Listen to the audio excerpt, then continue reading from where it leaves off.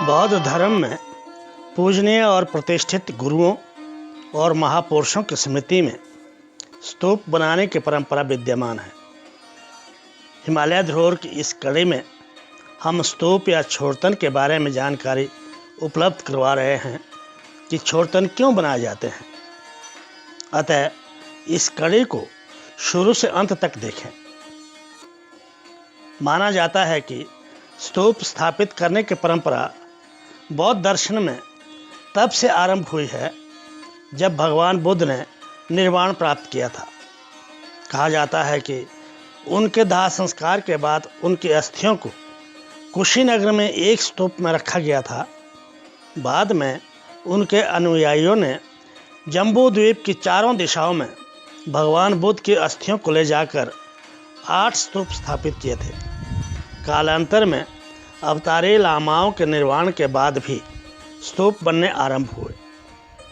स्तूप को चैत्य भी कहा जाता है। बोटी में इन्हें छोड़तन कहा जाता है, अर्थात पूजा का आधार। स्तूप या छोड़तन भगवान बुद्ध के धर्म काय का प्रतीक भी माना जाता है।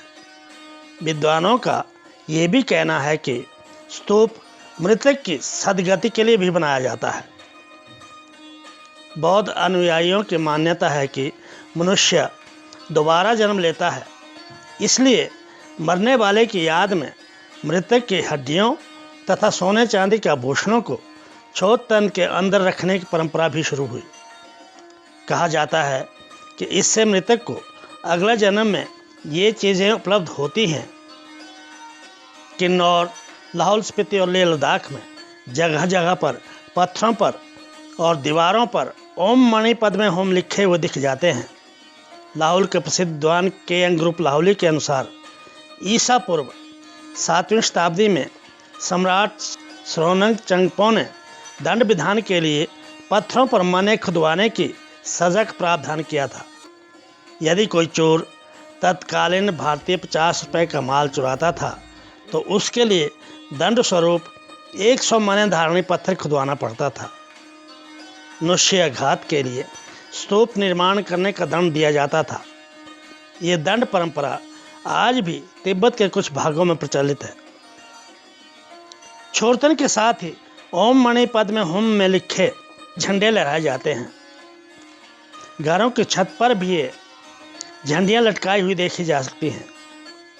आजकल स्तूप अर्थात छोड़तन निर्माण करना प्रतिष्ठा का सूचक बन गया है। धनी व्यक्ति या वरिष्ठ लामा के मरने के बाद प्रायश्चित के तौर पर उनकी स्मृति में छोड़तन का निर्माण किया जाना आम हो गया है। हिमाचल प्रदेश के लाहौल स्पीति, किन्नौर तथा लेह लद्दाख में जगह जगह पर छोड़तन देखे जा सकते हैं। हमारे पड़ोसी देश भूटान में तो एक स्थान पर 108 स्तूप शहीद सैनिकों की याद में बनवाए हुए हैं। 108 stupas were built in 3 layers. First layer, second layer, third layer. And the first layer we have 27, second layer we have 36, and fourth layer we have 45. So in total we have 108 stupa. 108 stupas were there for those soldiers who sacrificed their life during a 2003 war with Assamese insurgents, and for their memory, to honor their memory. So this 108 stupas were built out here. वास्तव में छोड़तन या स्तूप मृतक की स्मृति के परिचायक हैं और विशिष्ट बौद्ध परंपरा का प्रतीक भी। इन पर विस्तृत रूप में खोज करने की आवश्यकता है। अगली कड़ी में किसी और विषय को लेकर आपके सामने उपस्थित होंगे। तब तक देखते रहिए हिमालय धरोहर चैनल। इसे सब्सक्राइब, लाइक और शेयर अवश्य करें।